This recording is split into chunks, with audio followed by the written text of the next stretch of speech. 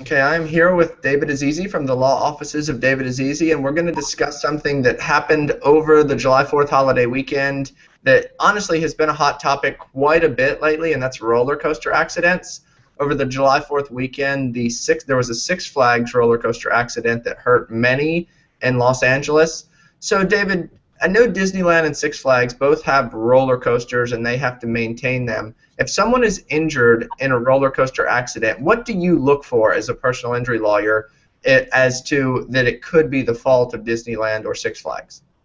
Well, in terms of finding fault, obviously negligence is one of the grounds that you could pursue a claim against these particular entities, which are amusement parks.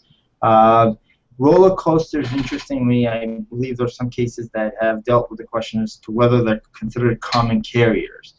Common carrier is a term which is used sometimes for bus companies. It's somebody who carries a group of people, and by law they're held to higher standards, so they're required, even aside from a regular driver, to be more cautious of their driving or their activities because they're considered common carriers. In this particular case, I would believe that a roller coaster can be argued to be a common carrier as well, so they have a heightened duty to make sure that they ensure the safety of the occupants of their, in this case, roller coaster. The news reports about this particular accident from Magic Mountain indicates that a tree branch fell off and caused the rail to depart, and that's what caused the roller coaster to go off track.